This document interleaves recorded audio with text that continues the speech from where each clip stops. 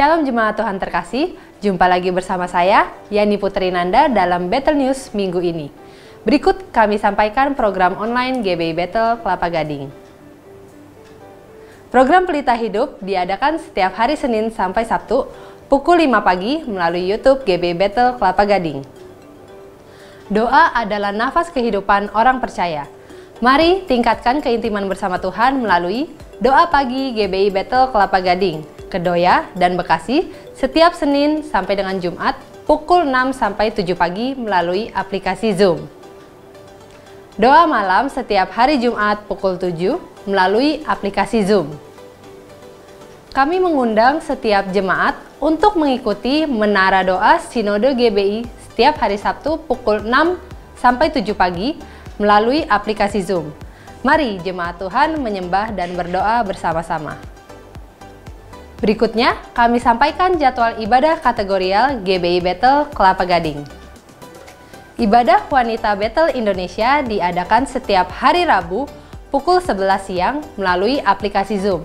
Mari kaum wanita Battle datang memuji, berdoa, dan menyembah Dia, rasakan lawatan Tuhan bersama-sama. Ibadah BSM Battle Senior Ministry setiap hari Kamis kedua dan 4 tiap bulannya. Pukul 10.30 pagi melalui aplikasi Zoom. Ibadah onsite gabungan Battle Youth dan Battle Teens diadakan tiap minggu pertama dan ketiga setiap bulannya. Pada hari Sabtu, pukul 5 sore. Mari anak-anak muda bergabung dalam ibadah ini dan kita akan bertumbuh bersama-sama. Kami menghimbau orang tua untuk membawa anaknya hadir dalam ibadah Battle Kids setiap hari Minggu secara onsite jam 10 pagi di gereja lantai 1. Dan juga melalui YouTube channel GBI Battle. Ibadah Raya Onsite GBI Battle Kelapa Gading 20 November 2022, ibadah pukul 7.30 dan 10 pagi akan dilayani oleh Pendeta Julius Ishak Abraham dengan tema Menang Atas Depresi. Dalam rangka menyambut hari Natal di bulan Desember yang akan datang, maka kami akan adakan kolekte khusus Natal di minggu kedua dan 3 November dan Desember. Bagi Bapak Ibu yang ingin memberikan secara tunai, dapat dimasukkan ke dalam amplop Natal warna merah atau hijau yang tersedia. Atau, jika Bapak Ibu ingin melalui transfer, silakan ditujukan ke rekening umum kami di BCA nomor rekening 413-3045-689 atas nama Gereja Battle Indonesia dengan memberikan keterangan Natal. Demikian pemberitahuan kami ini. Dan atas partisipasi Bapak Ibu sekalian, kami mengucapkan terima kasih. Tuhan Yesus memberkati.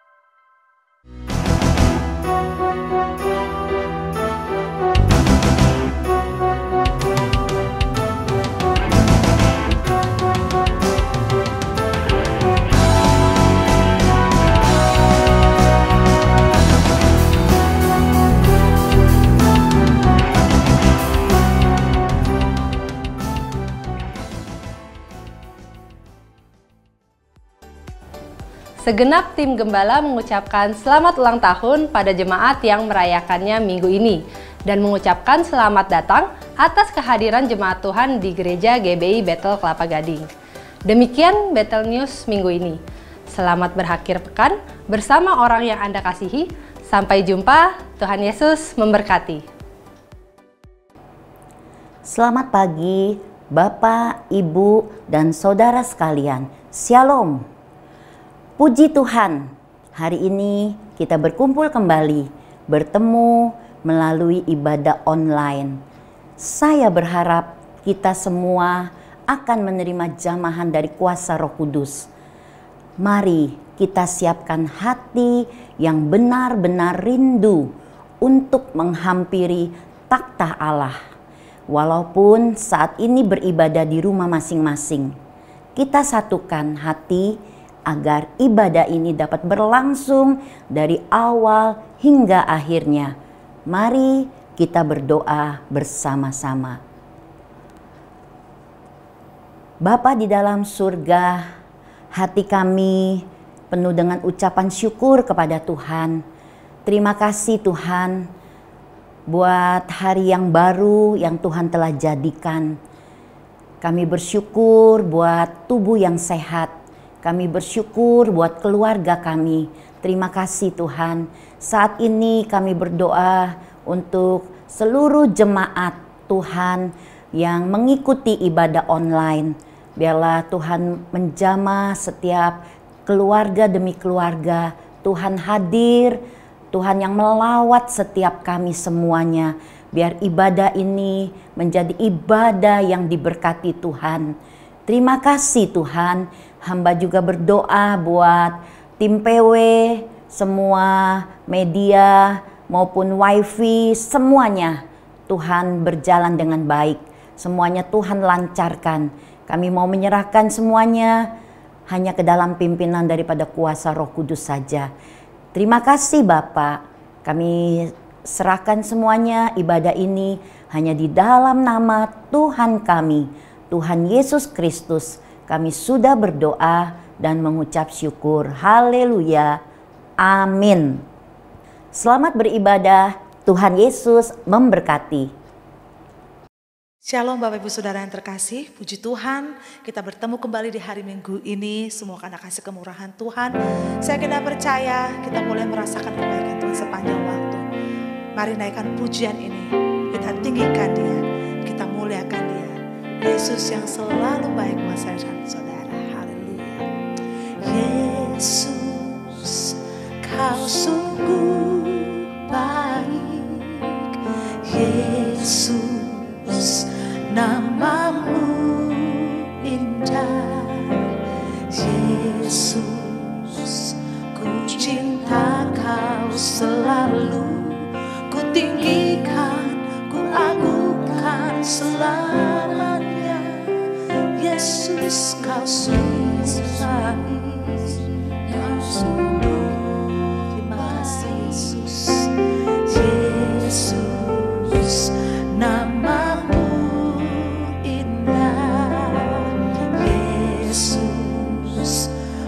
cinta Kau selalu.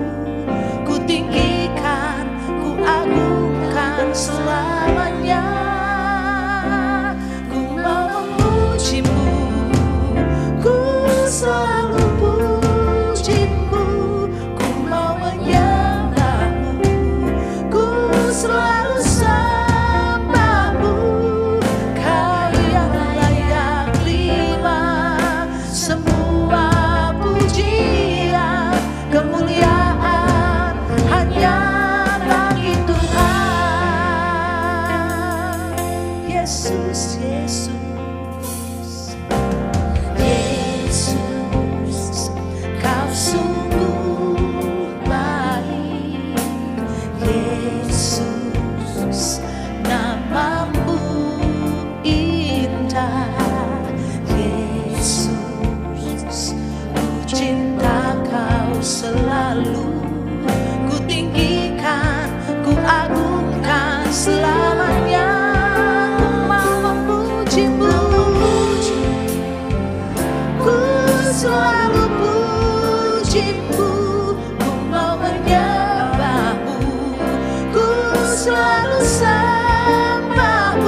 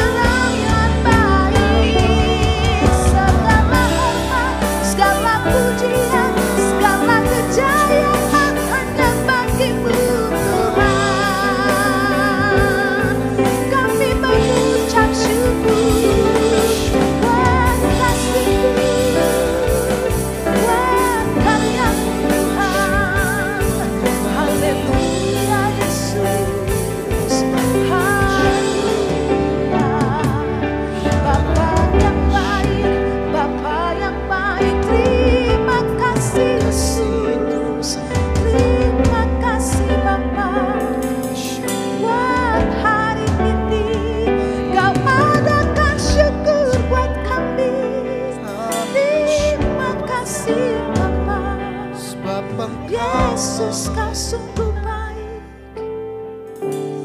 Terima kasih Tuhan, terima kasih buat segala kebaikan yang Tuhan berikan bagi kami. Bapak Ibu Saudara yang terkasih, siap memuji Tuhan? Haleluya. Allah yang kita sembah, Allah yang terlalu baik buat saya dan saudara. Untuk itu tidak ada alasan untuk kita tidak menyembah Tuhan. Karena sepanjang waktu Dia selalu baik buat saya dan saudara. Amin. Haleluya. Sama-sama naikkan pujian ini, kita mau bilang sama Tuhan, Tuhan Engkau begitu baik.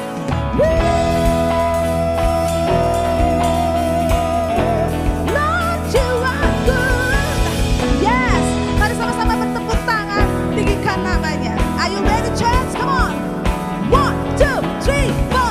Lord, you are good and your mercy endureth forever. Lord, you are good. Lord, you are good and your mercy endureth forever. People from every nation, people from every nation and tongue, from generation to generation, we worship you. Hallelujah, hallelujah, we worship you for who you are. We worship you, Jesus. We worship you. Hallelujah, hallelujah, we worship you for who you are. Sama-sama katakan, you are good. Bapak Ibu Saudara yang terkasih, Allah yang kita sembah sepanjang waktu Dia selalu baik buat saudara-saudara. Mari sama-sama kita bangkit berdiri dengan penuh antusias, naikkan pujian ini. Come on. 1, 2, 3, 4. Lord, you are good and your mercy endureth forever. Lord, you are good. Lord, you are good and your mercy endureth forever. People from every nation, people from every nation and tongue, from generation to generation, we worship you. Say hallelujah. Woo. Hallelujah. We worship you for who you are.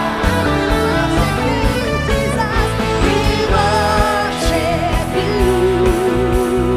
Hallelujah, hallelujah, we worship you for who you are. Lord, you are good, you are good. Come on, clap your hands together and shout to the Lord. So good, so good. Yes. Yang rasakan kebaikan Tuhan, katakan you are good all the time. You are good all the time, all the time. You are good, you are good all the time, all the time. You are good, you are good all the time, all the time. You are good, you are good all the time, all the time. You are good. Haleluya. Musik memuji Tuhan, meninggikan namanya. Lord, you are good. Haleluya. Mari bertepuk tangan di hadapan Tuhan. Sama-sama bilang sama Tuhan, Lord, you are good. Come on, sing. Lord, you are good and your mercy endureth forever. Lord, you are good. Lord, you are good. Haleluya. Mari jemaat sekali lagi naikkan pujian dan katakan, Lord, you are good. Lord, you are good and your mercy endureth forever. Lord, you are good. Lord, you are good and your mercy endureth forever. People from every nation. Yes. From generation to generation, we worship you. Hallelujah, hallelujah, we worship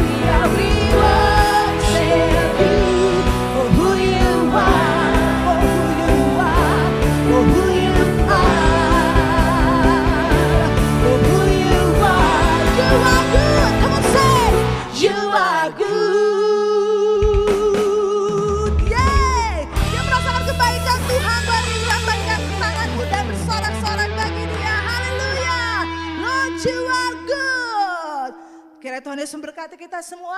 Kita siapkan hati kita untuk menerima kebenaran firman Tuhan. Bapak Ibu Saudara yang terkasih, bersyukur dan selalu bangga mempunyai Allah seperti Dia.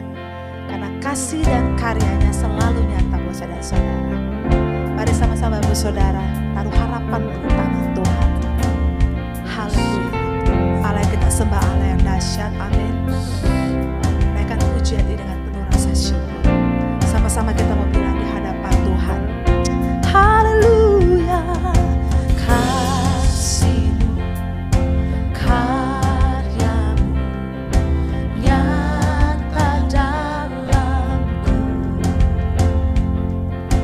Kau pegang hidupku dalam tangan-Mu. Darah-Mu, salib-Mu tebus hidupku. Nama-Mu berkuasa, sanggup bangkitkan. Harapanku di dalam-Mu, hanya Kau Yesus kuatku. Ku percaya, ku aman dalam-Mu. Kasih-Mu, karya-Mu. Kasih-Mu, karya-Mu nyata dalamku. Kau pegang hidupku dalam tangan-Mu. Darah-Mu, salib-Mu tebus hidupku. Nama-Mu berkuasa, sanggup bangkitkan. Harapanku di dalam-Mu, hanya Kau Yesus kuatku. Ku percaya, ku aman dalam-Mu. Harapanku Tuhan, di dalam-Mu, hanya Kau Yesus kuatku. Ku percaya, ku aman dalam-Mu.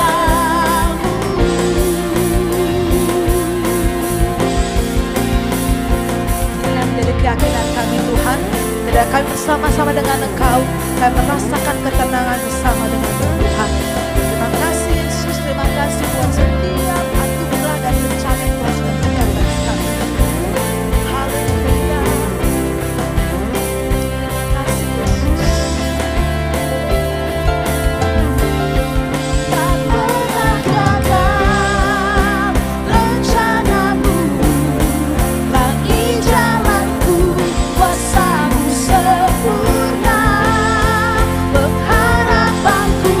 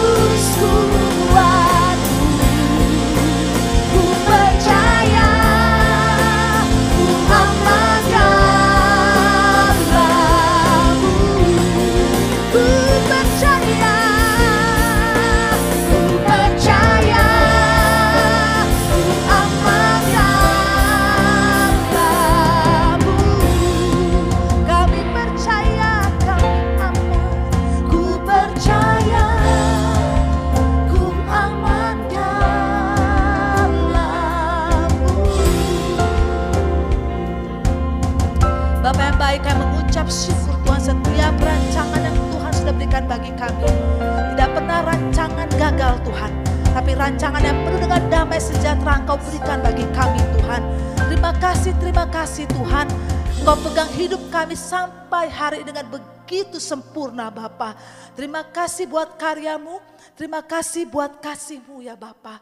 Bela Tuhan pada pagi hari ini Engkau berkati setiap jemaat-Mu yang berada di rumah ya Bapa. Kami yakin Tuhan sudah menyediakan rancangan yang penuh dengan damai sejahtera Tuhan. Bela Tuhan berkat hikmat marifat Tuhan berikan bagi seluruh jemaat yang berada di rumah Bapa. Tiba saatnya ya Bapa, kami mau mendengarkan firman Tuhan. Engkau berkati hamba-Mu, pakai dengan begitu dahsyat Tuhan. Hikmat marifat yang berasal daripada Tuhan, Tuhan berikan bagi hamba-Mu ya Bapa.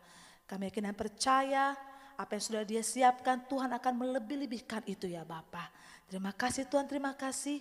Kami siap menerima firman-Mu dengan penuh antusias. Terima kasih banyak Bapa, di dalam nama Tuhan Yesus Kristus yang siap mendengarkan firman Tuhan. Sama-sama kita katakan amin. Baik, kita akan menyambut firman Tuhan hari ini yang akan saya beri judul Kuat Dalam Tekanan. Saudara, kita sedang berada pada masa yang sukar. Pandemi COVID-19 ini menyebabkan krisis kesehatan, krisis ekonomi, bahkan krisis yang lain. Dalam situasi sulit ini ada banyak orang stres. Angka perceraian meningkat, kekerasan dalam rumah tangga pun bertambah.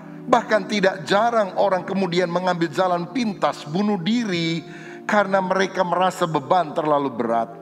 Nah, dalam situasi seperti ini, bagaimanakah kita bisa memiliki iman yang kuat, iman yang teguh, supaya kita bisa berkemenangan di tengah kesulitan?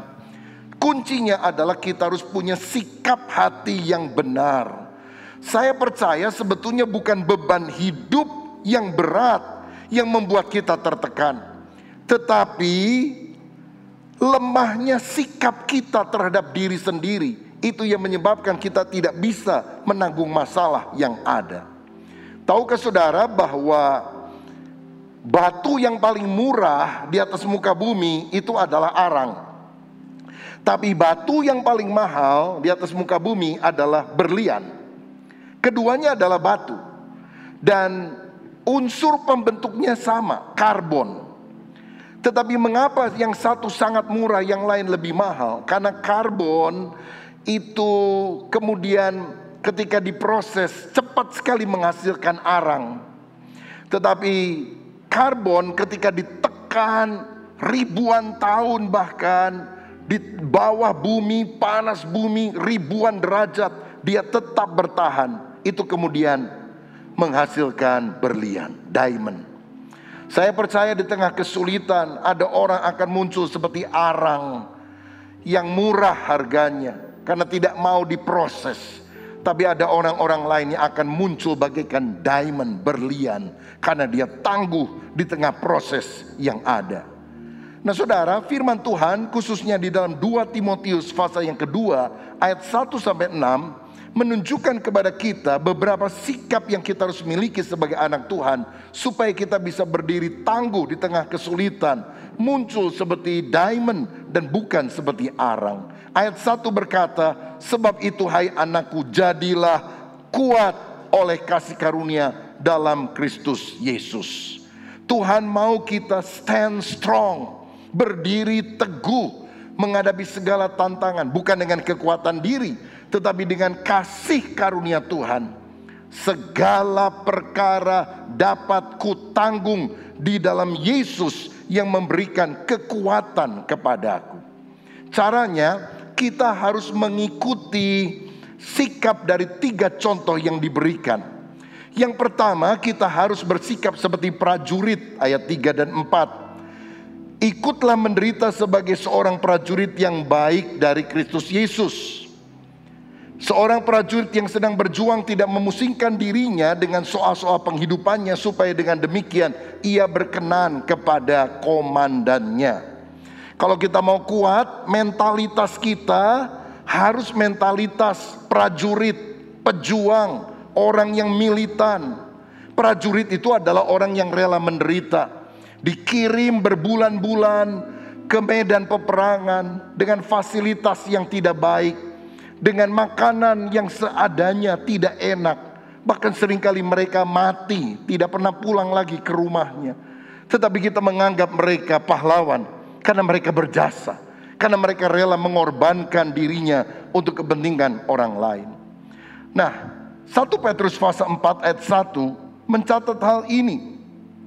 Jadi karena Kristus telah menderita penderitaan badani, kamu pun harus juga mempersenjatai dirimu dengan pikiran yang demikian. Karena barang siapa telah menderita penderitaan badani, ia telah berhenti berbuat dosa.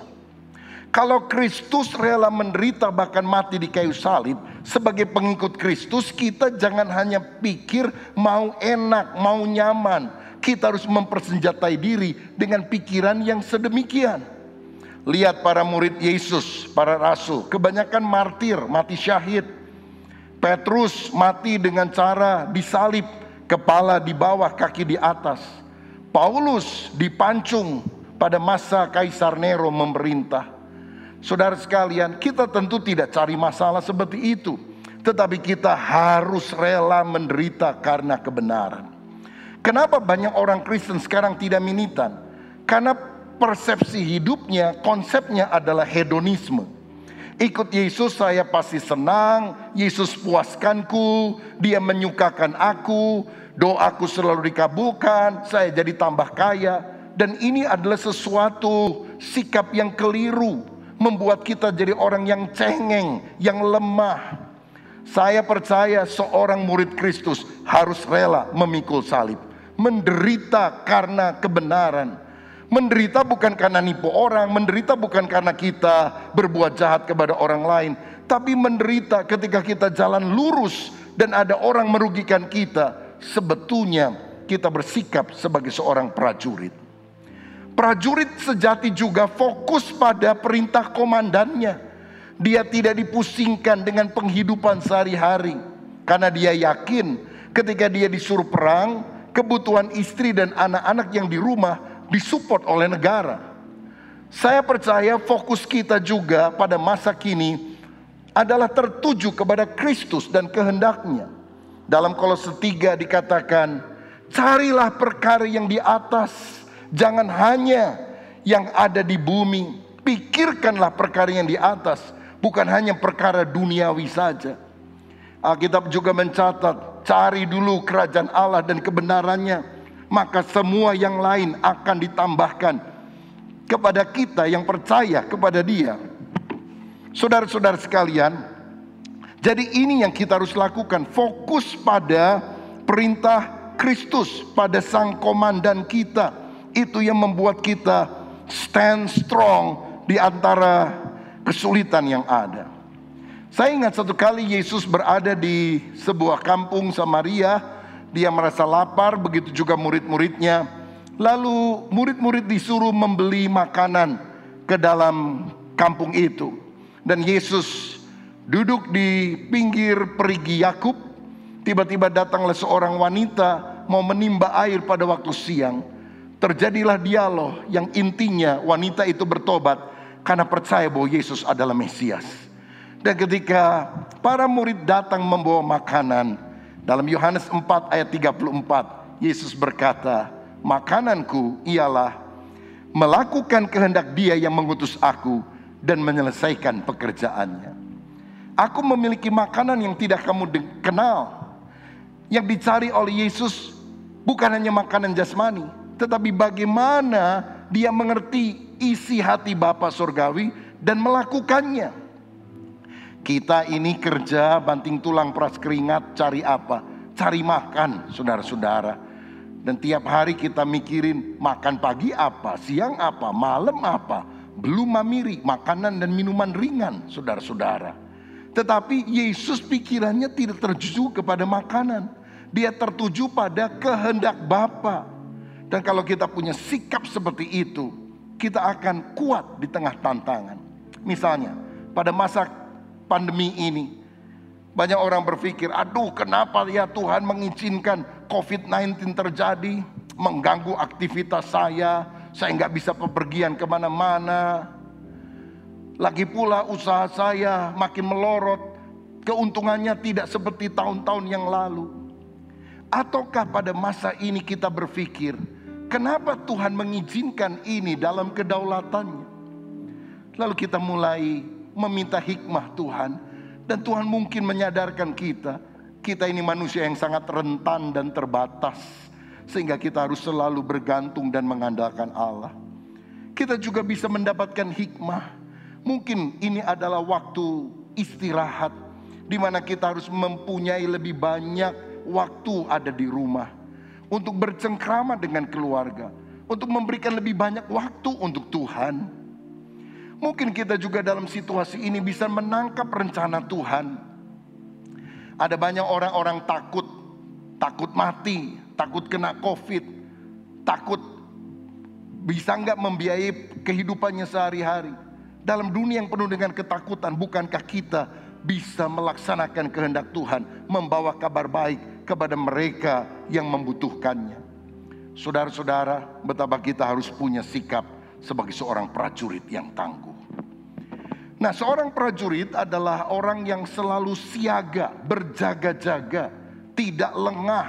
Dalam 1 Petrus 5 ayat 8 firman Tuhan berkata demikianlah, sadarlah dan berjaga-jagalah, lawanmu si iblis berjalan keliling sama seperti singa yang mengaum-ngaum dan mencari orang yang dapat ditelannya. Kalau kita lengah, si iblis akan merugikan kehidupan kita. Sekian tahun yang lalu saya pernah mengunjungi sebuah tempat di Hawaii yang namanya adalah Arizona Memorial di Pearl Harbor. Saudara lihat gambar di depan ini, di bawah itu adalah kapal angkatan laut Amerika Serikat yang tenggelam dan kemudian di atasnya dibuat bangunan lain untuk memorial, mengenang peristiwa tersebut. Pearl Harbor adalah pangkalan militer Amerika Serikat yang pada tanggal 7 Desember 1941 tiba-tiba ditembaki oleh lebih kurang 360 pesawat tempur Jepang tanpa pemberitahuan sebelumnya. Hanya 2 jam peristiwa pemboman itu terjadi. Semua kapal yang dimiliki oleh Amerika tenggelam. 2.400 lebih tentara mati, ribuan yang lain luka-luka. Kenapa? Karena mereka tidak siap. Mereka tidak menduga akan diserang. Saudara, malam sebelum mereka diserang pagi-pagi benar, mereka bikin pesta. Jadi nggak ada orang yang tahu bahwa mereka akan diserbu oleh musuh. Dan ketika radar melihat ada pesawat-pesawat yang menuju ke arah mereka, itu penjaga radarnya lihat tapi tidak membunyikan alarm tanda bahaya. Karena apa? Mereka pikir ini teman-temannya pesawat Amerika akan datang ke Hawaii juga untuk pesta sama mereka. Bayangkan. Sehingga ini benar-benar adalah sebuah pertempuran tanpa perlawanan sama sekali. Ribuan orang mati karena lengah. Itu sebabnya 1 hari kemudian Amerika mengumumkan mereka akan masuk dalam perang dunia yang kedua, melawan Jerman, melawan Jepang, dan yang lain. Saudara, kita jangan sampai lengah seperti peristiwa Pearl Harbor ini. Harus selalu sadar, tiap hari iblis berusaha untuk menjatuhkan kita. Nah, di dalam Efesus 2 ayat 1-3 ada 3 musuh rohani yang kita harus pahami. Yang pertama adalah hawa nafsu daging, yaitu sifat manusia lama kita. Jadi kadang-kadang kita punya nafsu amarah, nafsu birahi. Seringkali ini nafsu liar yang menyerang pikiran kita. Karena pikiran adalah medan peperangan yang sangat berbahaya, yang harus kita jaga. Caranya bagaimana? Salibkan keinginan hawa nafsu daging. Jadi kalau ada nafsu yang bergejolak dan kita tahu tidak sesuai dengan firman Tuhan, jangan diikuti, jangan dituruti, dimatikan dalam nama Yesus. Keluar engkau setan. Biar pikiranku bersih, aku adalah ciptaan baru di dalam Tuhan Yesus. Yang kedua, musuh kita adalah jalan dunia, yaitu lingkungan kafir yang memiliki values, nilai-nilai dan gaya hidup, lifestyle duniawi yang berbeda dengan apa yang diajarkan oleh Alkitab. Dan untuk kita bisa menang, kita harus tahu dan berpegang pada firman supaya kita tidak disesatkan oleh iblis. Dan musuh kita yang ketiga adalah roh-roh jahat, setan dan anak buahnya yang berusaha menjatuhkan kita. Karena itu Efesus 6 mengajarkan supaya kita mengenakan selengkap senjata Allah dan ditambah dengan doa, sebab doa akan memberikan energi kepada kita untuk kita berkemenangan. Karena itu saudara, dalam situasi sulit semacam ini, mari kita tingkatkan doa bersama agar roh kita menyala-nyala, tidak padam. Yang kedua, untuk kuat di tengah tekanan, maka kita harus bersifat seperti olahragawan, seorang atlet. Ayat 5 dikatakan demikian. Seorang olahragawan hanya dapat memperoleh mahkota sebagai juara apabila ia bertanding menurut peraturan-peraturan olahraga. Salah satu hal yang menarik dari seorang atlet adalah dia tidak akan pernah meraih mahkota kalau dia tidak mau berdisiplin melatih diri setengah mati sebelum pertandingan itu berlangsung. Disiplin artinya saya harus melakukan ini walaupun kadang-kadang saya tidak ingin melakukannya. Misalnya, kalau orang biasa kerja 8 jam sehari, atlet juga harus berlatih minimal 8 jam sehari.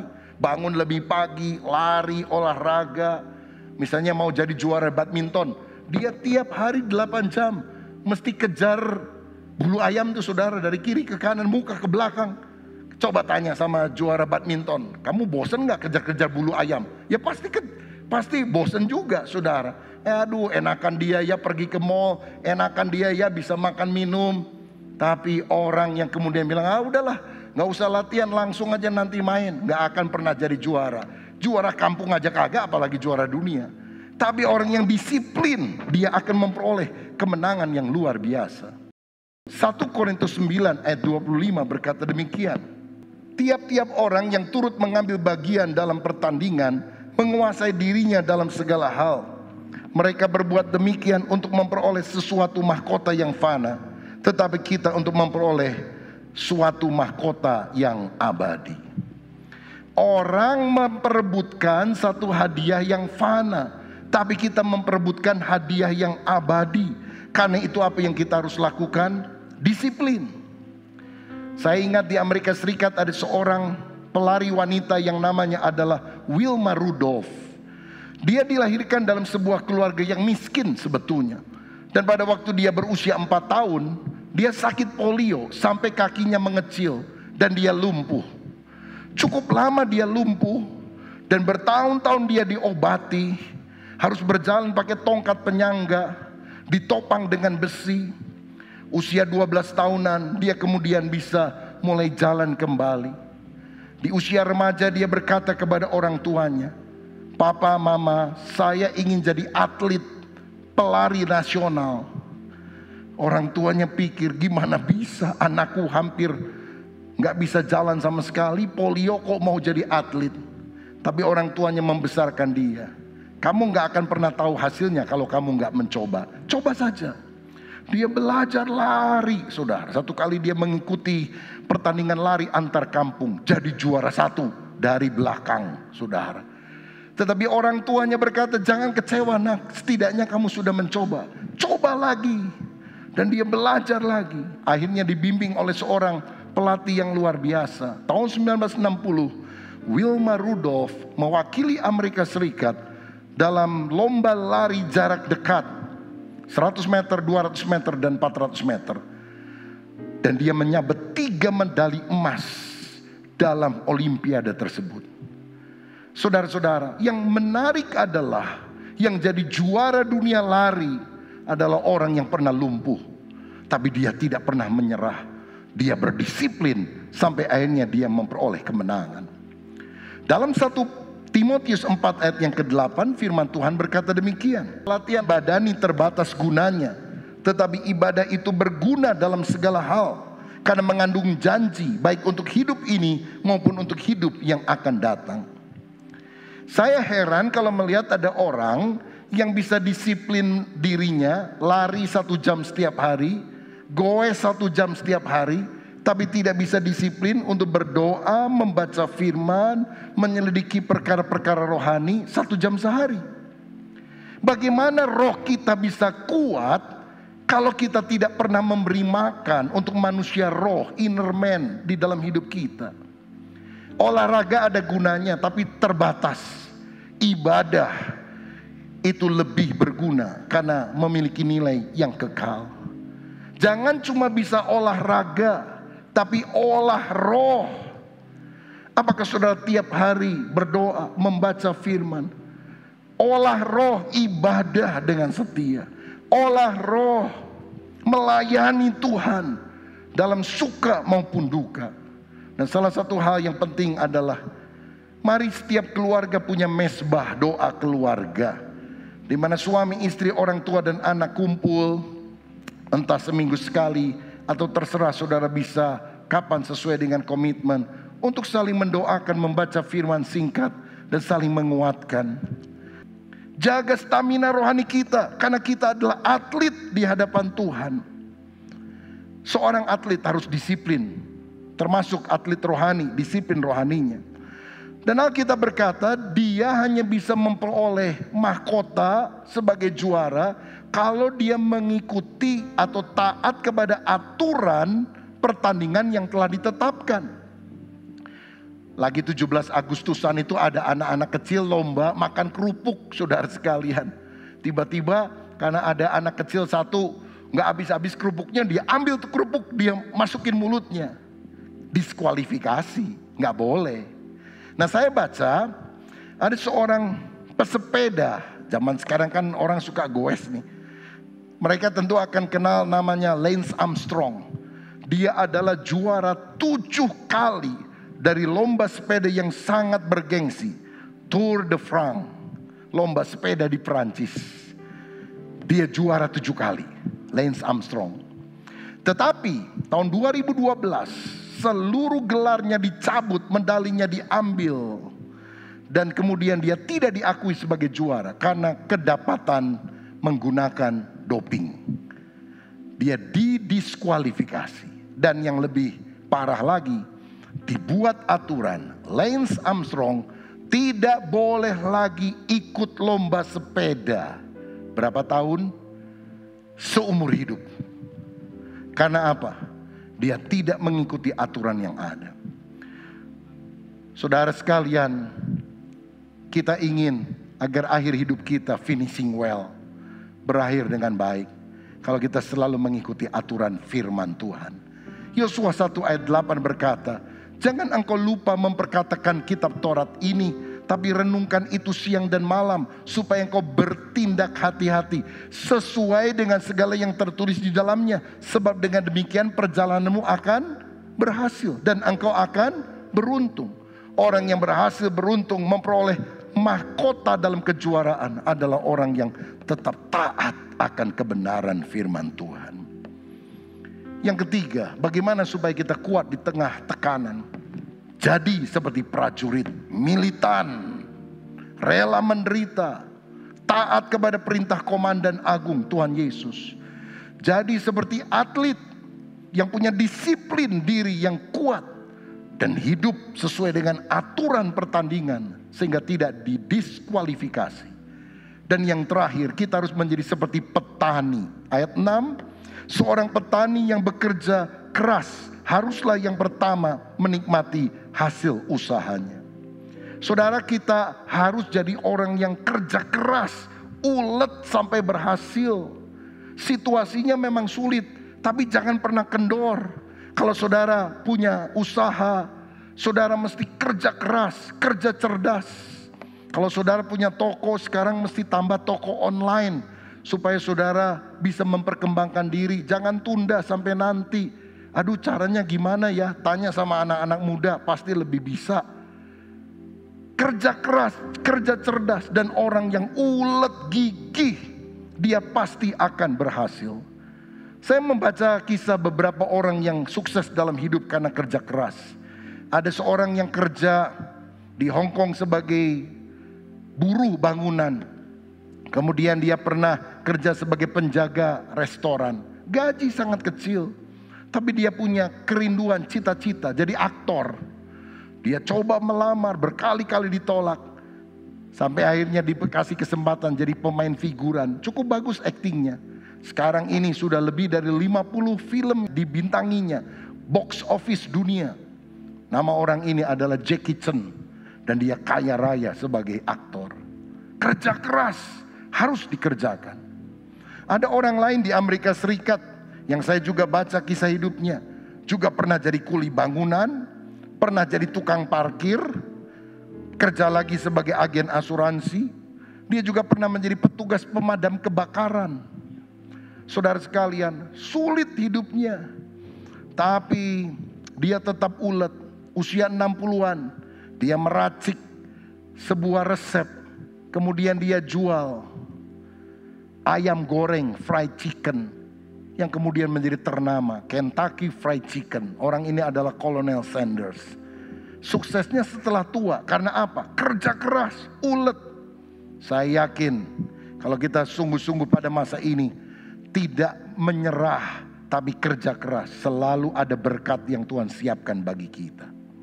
Seorang petani juga harus sadar, dia harus tetap menabur, karena kalau dia tidak menabur, dia tidak akan menuai. Petani yang berhenti menabur akan berhenti menuai. Justru pada masa sulit ini kita harus tetap menabur. Seperti Ishak menabur pada masa kering. Dan Tuhan memberkati sehingga dia mendapatkan keuntungan 100 kali lipat ganda. Ingat rumus ini, petani yang berhenti menabur akan berhenti menuai. Kalau saudara dan saya ingin tetap menuai, panen hal-hal yang baik, tetap kita harus menabur.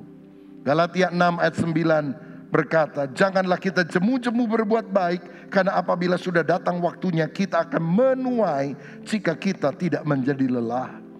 Banyak orang-orang kurang beruntung di sekitar kita hari-hari ini. Mari kita tetap menabur. Tangan di atas lebih mulia dari tangan yang di bawah.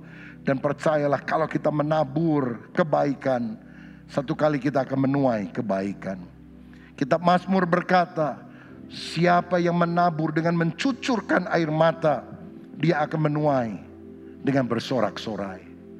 Hari-hari ini mari kita taburkan kebajikan, taburkan benih Injil kepada orang lain. Musim panen akan tiba. Kita akan panen kebaikan Tuhan. Kita akan panen jiwa-jiwa yang kita selamatkan. Karena itulah ciri seorang petani. Tough, tangguh, punya kegigihan, hupomone, ketekunan di dalam segala perkara. Jangan cengeng, jangan gampang menyerah. Percaya di dalam ketekunan, keuletan. Satu kali ada panen besar yang kita akan terima. Ayat penutup mari kita baca bersama-sama. 1 Korintus 15 ayat 58 yang berkata demikian. 2, 3. Karena itu saudara-saudaraku yang kekasih, berdirilah teguh, jangan goyah, dan giatlah selalu dalam pekerjaan Tuhan. Sebab kamu tahu bahwa dalam persekutuan dengan Tuhan, jerih payahmu tidak sia-sia.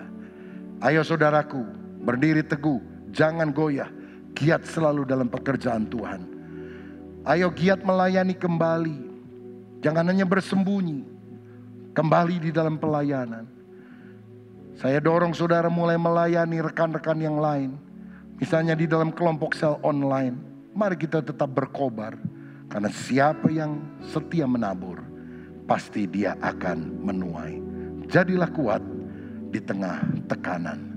Tuhan Yesus memberkati kita semuanya. Berikan tepuk tangan yang meriah. Shalom Bapak Ibu Saudara sekalian. Selesainya ibadah hari ini, doa saya kita tetap hidup dalam penyertaan kasih Kristus yang sempurna. Puji Tuhan. Bagi Bapak Ibu yang terbeban memberikan persembahan untuk pelayanan di gereja ini, silahkan transfer dana tersebut dapat dikirim melalui scan barcode maupun transfer di nomor rekening yang sudah tercantum di bawah ini. Terima kasih, Tuhan memberkati buat persembahan yang sudah diberikan. Mari kita akhiri ibadah online hari ini dan satukan hati, mari kita berdoa. Kami bersyukur kami punya Tuhan yang luar biasa atas hidup kami. Kami bersyukur hidup kami diberkati oleh Tuhan. Kami boleh mendengarkan kebenaran firman-Mu, dan kami boleh mengerti kebenaran firman-Mu. Rindu kami menjadi rema dalam hidup kami Tuhan. Terima kasih Tuhan, terima kasih. Bersatu hati kami rindu berdoa bagi jemaat-Mu yang mengalami pergumulan di saat-saat pandemi COVID ini. Baik pergumulan ekonomi, baik pergumulan kehidupan sehari-hari, baik pergumulan apapun Tuhan. Kami serahkan semuanya dalam tangan-Mu. Dan kami percaya berkat Tuhan masih terjadi atas hidup kami. Mujizat masih ada dalam hidup kami. Terima kasih Tuhan, terima kasih. Kami berdoa juga Tuhan bagi jemaat-Mu yang mengalami penderitaan COVID, terinfeksi COVID-19. Kami bersatu hati berdoa di dalam nama Yesus. Ada kesembuhan. Darah Yesus menyucikan. Darah Yesus menyembuhkan. Mereka yang terpapar COVID Tuhan, kami percaya ada berkat kesembuhan ilahi yang Tuhan sudah sediakan. Dan kami mengalami kesembuhan ilahi di dalam nama Tuhan Yesus. Tuhan, di akhir ibadah ini kami berdoa juga bagi bangsa dan negara kami Republik Indonesia yang terbentang dari Aceh sampai dengan Papua Tuhan. Kami letakkan bangsa Indonesia dalam tangan-Mu. Kami berdoa juga untuk pemimpin kami Bapak Presiden Joko Widodo beserta wakil dan seluruh jajaran Menteri, Kapolri dan sebagainya Tuhan. Kami serahkan dalam tangan-Mu supaya mereka boleh mengatur negara kami dengan baik, adil dan takut akan Tuhan. Tuhan, kami juga berdoa bagi Bapak Gembala kami, Pak Julius Ishak, Pak Rubin Adi, dan Pak Suwito. Di mana ketiga hamba-Mu Tuhan, tutup bungkus mereka dengan kuat kuasa darah-Mu, sehingga hamba-hamba-Mu boleh memimpin kami menjadi domba-domba yang mengerti kebenaran firman, memimpin kami menjadi domba-domba yang misioner, sehingga menjangkau banyak jiwa untuk hormat kemuliaan bagi nama-Mu. Terima kasih Tuhan, terima kasih. Sebentar kami akan meninggalkan ibadah online ini, tapi kami percaya berkat-Mu menyertai setiap kami. Mari angkat tangan saudara, siapkan hati saudara, terimalah berkat daripada Tuhan.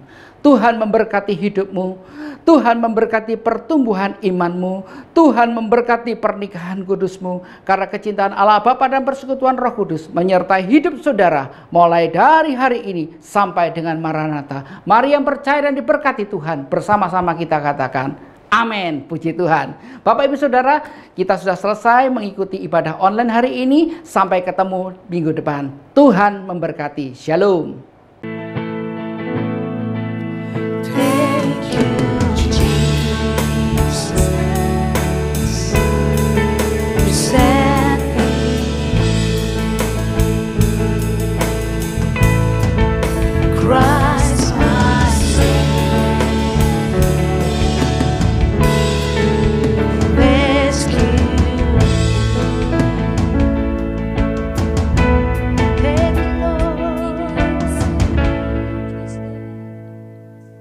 Selamat hari Minggu, sampai bertemu minggu depan. God bless you all.